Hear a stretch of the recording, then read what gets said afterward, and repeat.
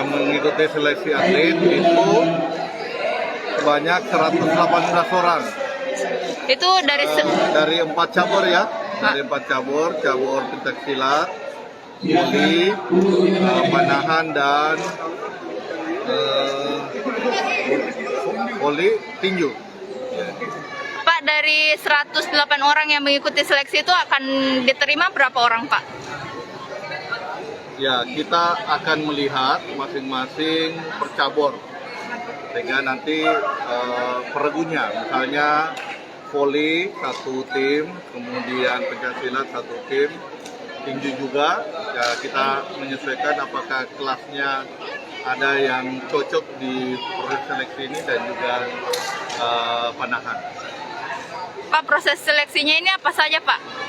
Proses seleksinya ditentukan, ya kita sudah buat tim seleksi dan seluruhnya kita ambil dari masing-masing cabang olahraga. Jadi para yang ahli di cabur masing-masing itu menjadi tim seleksi di masing-masing.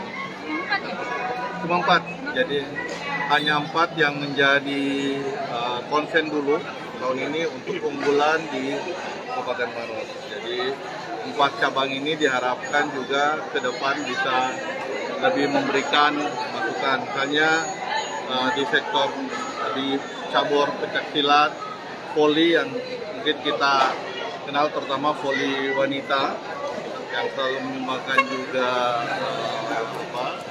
prestasi, kemudian panahan dan juga tinju. Ya, kita harapkan bahwa kita bina dan bisa menjadi atlet-atlet dari Maros. Pak, untuk saat ini atlet-atlet di Kabupaten Maros sendiri kondisinya seperti apa, Pak? Apakah sudah cukup berprestasi atau bagaimana? Ya, kondisi atlet kita hari ini adalah atlet yang insya Allah kita akan persiapkan mengikuti Porprov. Jadi semua pra-Porprov sudah kita lakukan. Semua cabur juga sudah diikuti pra-Porprovnya dan kita siapkan untuk Porprov. Jadi yang lulus di pra-Porprov itu akan ikut di Porprov ke depan di bulan 9 ya di Kabupaten Bulukumba dan Sinjai. Pak, berarti Maros bisa dibilang 4 cabur ini yang unggul ya di Maros nih. Ya, selama ini yang beberapa yang menyumbangkan prestasi sehingga dibina dari bawah. Tapi nanti ke depan kita akan lihat penganggaran apakah kita akan menambah beberapa cabang olahraga berprestasi ke depannya. Pak, tahun ini anggaran yang digelontorkan untuk atlet Pak sekitar berapa? Untuk atlet anggarannya beberapa event juga kita lakukan untuk kegiatan-kegiatan sport. Jadi ada kegiatan untuk atlet, sedangkan untuk anggaran di KONI saja untuk persiapan Porprov kita itu sampai 2 miliaran sampai 3 miliaran. Belum lagi anggaran di dinas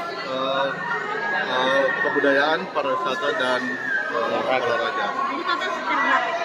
Ya mungkin kalau totalnya mungkin mencapai di atas 5 miliaran. 5 miliar ya. Ya. Tentu dengan anggaran 5 miliar ini semua atlet harus memberikan yang terbaik. Iya, kita berharap mudah-mudahan atlet yang lolos Porprov dan ikut Porprov, insya Allah mudah-mudahan bisa betul-betul mendapatkan prestasi. Itu Kak, prestasi yang dibina sama KONI itu mata cabang olahraga apa saja Kak? Ya, untuk KONI yang berprestasi, untuk yang pembinaan itu, tetapi beberapa cabur juga ke depan akan dilakukan pembinaan.